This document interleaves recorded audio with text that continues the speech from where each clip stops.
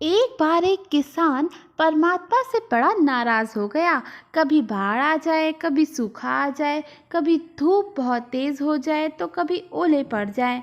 हर बार कुछ न कुछ कारण से उसकी फसल थोड़ी सी खराब हो ही जाए।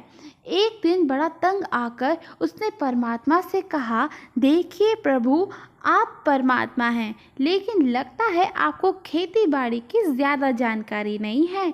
एक प्रार्थना है कि आप एक साल मुझे मौका दीजिए, जैसा मैं चाहूँ वैसा मौसम हो, फिर आप देखना मैं कैसे अन्न के भंडार भर दूंगा।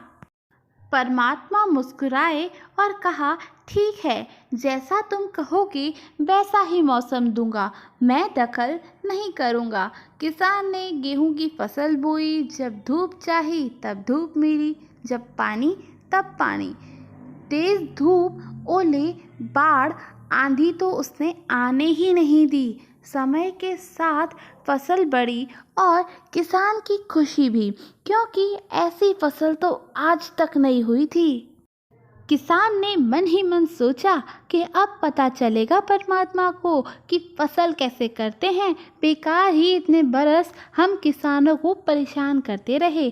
फसल काटने का समय भी आया। किसान बड़े गर्व से फसल काटने गया, लेकिन जैसे ही फसल काटने लगा, एकदम से छाती पर हाथ रखकर बैठ गया। गेहूं की एक भी बाली के अंदर गेहूं नहीं था। सारी बालियां अंदर से खाली थी। बड़ा दुखी होकर उसने परमात्मा से कहा, प्रभु, ये क्या हुआ? तब परमात्मा बोले, ये तो होना ही था।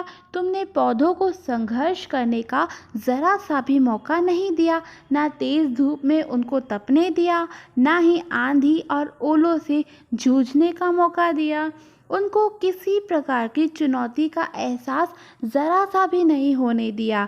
इसीलिए सब पौधे खोखले रह गए। जब आंधी आती है, तेज बारिश होती है, ओले गिरते हैं, तब पौधा अपने बल से ही खड़ा रहता है। वो अपना अस्तित्व बचाने के लिए संघर्ष करता है, और इस संघर्ष से जो बल पैदा होता है वो ही उसे शक्ति देता है, ऊर्जा देता है, उसकी जीवत्ता को उभारता है। सोने को भी कुंदन बनने के लिए आग में तपने, हथौड़े से पिटने, गलने जैसी चुनौतियों से गुजरना पड़ता है, तभी उसकी स्वर्णिम आभा उभरती है, उसे अनमोल बनाती है। उसी तरह जिंदगी में भी अगर संघर्ष ना हो, चुनौती ना हो, तो आदमी खोखला ही रह जाता है। उसके अंदर कोई गुण नहीं आ पाता। ये चुनौतियाँ ही हैं जो आदमी रूपी तलवार को धार देती हैं, उसे सशक्त और प्रखर बनाती हैं। अगर प्रतिभाशाली बनना है तो चुनौतियों को तो स्वीकार करना ही पड़ेगा, अन्यथा हम खोखले ही रह जाएंगे। अगर ज़िंदगी में प्रखर बनना है, प्रतिभाशाली बनना है, तो संघर्ष और चुनौतियों का सामना करना ही पड़ेगा। दोस्तों, आपको आज की वीडियो पसंद आई हो तो चैनल को सब्सक्राइब ज़रूर कीजिएगा। Thank you for watching.